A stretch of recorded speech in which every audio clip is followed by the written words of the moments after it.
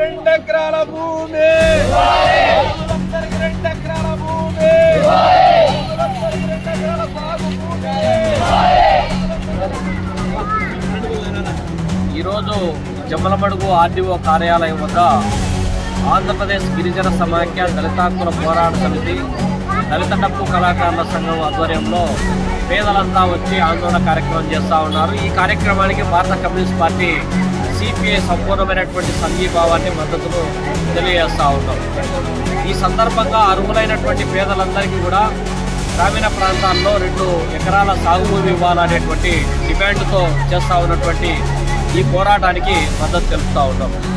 ప్రధానంగా పాలక ప్రభుత్వాలు ఎన్నికల సందర్భంగా ఇల్లు ఇస్తాం, ఇంటి స్థలం ఇస్తాం, రేషన్ కార్డు ఇస్తాం, పెన్షన్ ఇస్తాం, వాటితో పాటు మౌలిక సదుపాయాలైనటువంటి రోడ్లు, కాలువలు, వీధి లైట్లు, 24 గంటలు నీళ్లు అందించడంతో పాటు 2 ఎకరాల సాగు భూమి కూడా ఇస్తామని చెప్పి పాలక ప్రభుత్వాలు చెబుతున్నాయి. అధికారంలోకి వస్తున్నాయి. అధికారంలో 5 ఏళ్ల పాటు అధికారంలో ఉన్నా కూడా నిజమైనటువంటి పేదవాడికి మాత్రం 2 ఎకరాల సాగు భూమి, 2 సెంట్ల జాగా మాత్రం దక్కడం లే.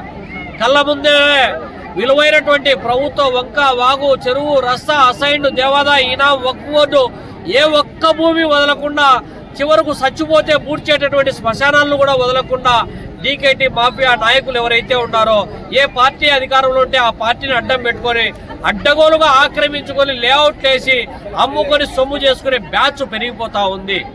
పేదవాళ్లకు మాత్రం జానుడు జాగా ఇవ్వడానికి, 2 ఎకరాల భూమి ఇవ్వడానికి అధికార యంత్రాంగం, పోలీసులు, రెవెన్యూ వాళ్ళు నిరాకరిస్తూ ఉన్నారు.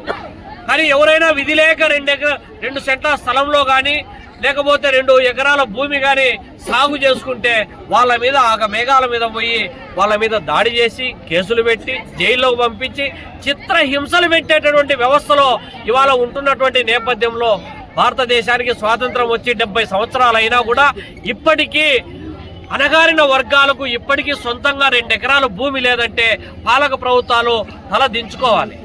ఇప్పుడేమో కూటమి ప్రభుత్వం అధికారంలోకి వచ్చిన తర్వాత మేము ఖచ్చితంగా నెరవేరుస్తాం.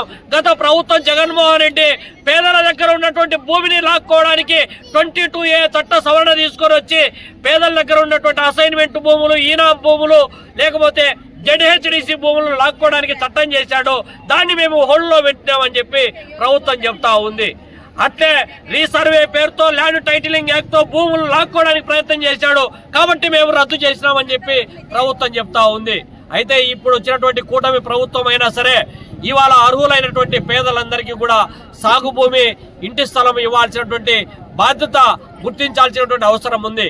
ఇప్పటికే ప్రభుత్వం చేపట్టినటువంటి రెవెన్యూ సదస్సులు ఏవైతే ఉన్నాయో చాలా గ్రామాలలో రెవెన్యూ సదస్సులు జరుపుతున్నామని చెప్పి చెప్తా ఉన్నప్పటికీ కూడా ఏ గ్రామంలో ఎప్పుడు జరుగుతూ ఉంది, ఏమేమి సమస్యలు ఉన్నాయి, ఆ సమస్యలను ఏ విధంగా వాళ్ళు అర్జీ పెట్టుకోవాలనేటువంటి విధి విధానాలు ప్రకటించకుండానే ఊరిక మొక్కుబడిగా ఇవాళ ప్రజా వేదికలు ఉంటున్నాయి తప్ప, రెవెన్యూ సదస్సులు ఉంటున్నాయి తప్ప ఆచరణలో నిజంగా దీర్ఘకాలికంగా భూ సంబంధ సమస్యల పరిష్కారానికి రెవెన్యూ యంత్రాంగం కృషి చేయడం లేదనేటువంటి విషయాన్ని ఈ సందర్భంగా గుర్తు చేస్తా ఉన్నాం.